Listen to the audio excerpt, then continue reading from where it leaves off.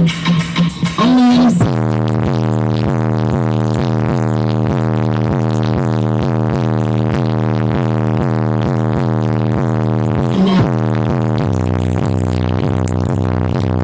guys, so the extension to exam was done, and there is so much to say and so many emotions, and okay, I'm making this sound so dramatic, I'm sorry, but I have never seen I've never been so flabbergasted at this exam because it was quite hard. And hard in the sense that, okay, I'll put the dirty first, and then I'll say the much nicer stuff. So the exam itself was really hard. And okay, the general consensus was out of all of the previous trial extension 2 papers, last year's paper was significantly harder than everything else. I sat the 2025 paper, and I don't know if I told you guys, but I thought it was pretty easy. It was just, a lot of like busy work and calculations.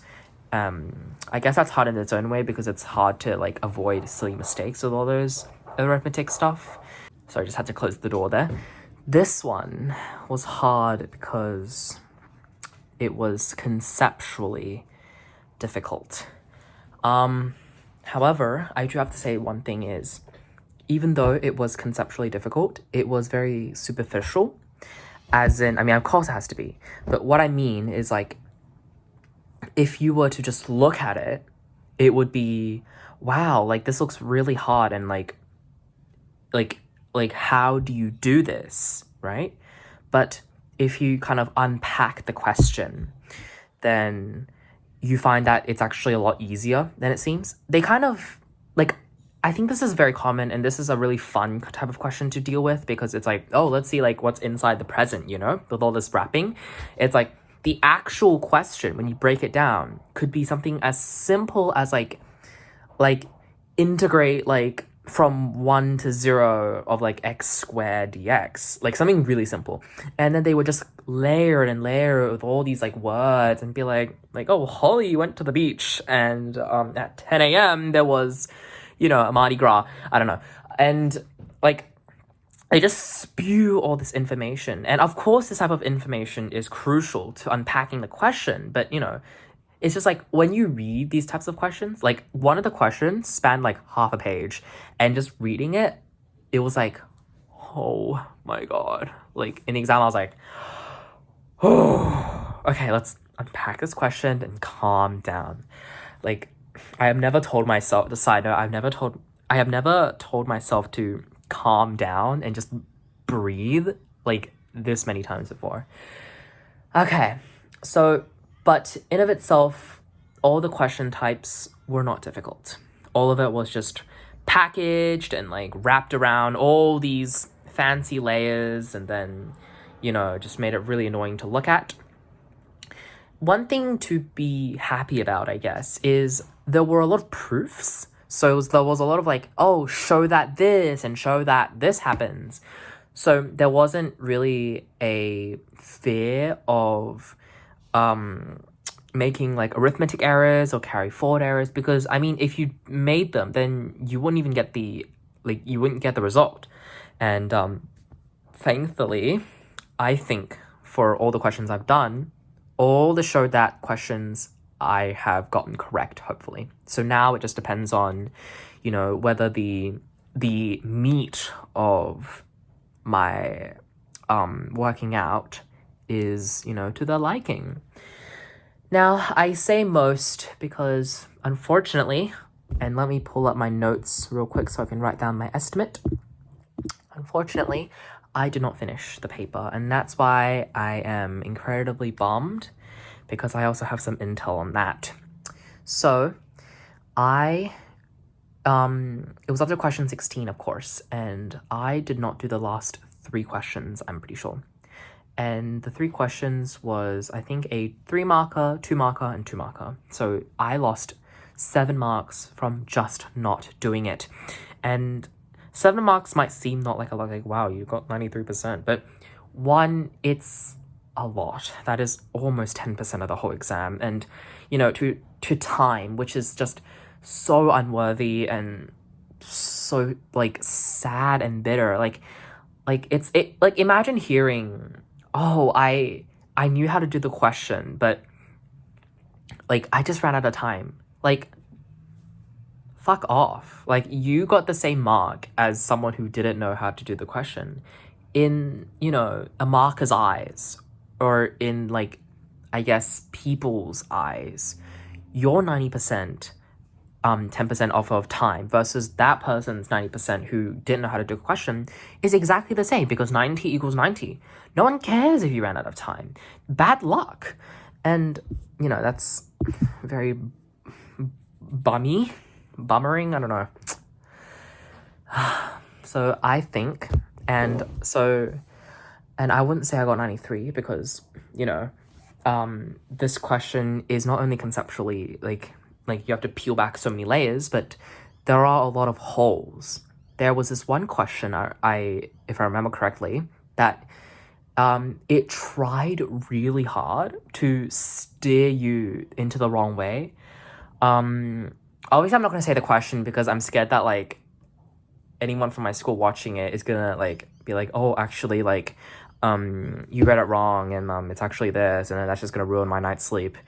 But basically it tried really hard to throw you off and direct you away from the answer, because I've seen this type of question before, and if you were to fall into that trap, you would absolutely get the wrong answer, and you would just be like, what happened? Like, everything was going so smoothly.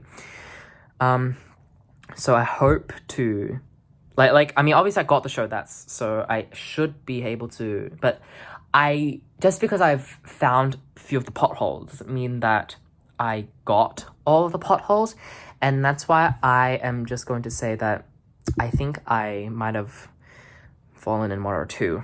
And to top it off, I think I had 2 or 3 answers where it just wasn't satisfactory. Like, I feel like if I was a marker and I was reading I felt myself cringe as I wrote the answer, because it's like, oh, like, I know this isn't the best answer, but I can't really do anything about it, because if I were a marker, I might not give you the mark. But at the same time, if I go back and change it, I'm just gonna, like, resolve 1 mark, whereas I have all the rest of the paper undone. And so because of that, I think I might get an 85, which is really bad. And now, enough about me, because I don't want to spiral down. I still have 2 exams to go, after all, and I don't want to drag the time. Holy shit, it's been 7 minutes. But from what I heard, the consensus was, holy shit, that was a really hard exam. But and a lot of people, from what I've heard around, said that after question 12, which is usually like a 4 or a 3 out of 10 difficulty, went up to a 9, because I heard a lot of like I couldn't even, like after question 12, it was impossible. Like, I think I'm getting like 10 marks out of question 12. And totally understandable, because those are not easy questions, as, you know, even like last year's hard paper. But what makes me really sad is just, like, apparently, and I'm not saying this because, like, you know, like, oh, I don't want you to get good marks, like those people who, you know, but, like, I'm just sad that, you know, I knew I could have done better, but I didn't, and that's kind of frustrating. But apparently for the last question, but anyway, as I was saying, you know, apparently there were people that had seen the last question on, like, Board of Studies or something, and they, you know, could just do it. And after the exam, I did overhear someone say, like, oh, I think I'm getting 95. And my heart just sank. I'm like, okay, well, the rank 1 beautiful gold trophy is just sliding away from me. And I just, oh. Okay, well, in the end, it's just an exam. Life moves on, and in uni, nobody gives a fuck. So I guess I shouldn't be too sad about it because, again, I do have 2 extra exams, and this video is dragging on now. And yeah, I just can't help but feel all these emotions. But whatever. Well, what is going to happen for the rest of today is nothing, because I'm really exhausted and I think I should be getting a good night's sleep, and I'm so thankful there's no exams tomorrow. And yeah, so not gonna do anything tomorrow, and sorry, not gonna do anything tonight. And for tomorrow, I am going to start memorizing Latin, which, thought I'd never say this, but I've really missed memorizing Latin. I prefer that over this. Anyway, that is it for today. I hope you guys enjoyed the video, enjoyed this little yap sesh.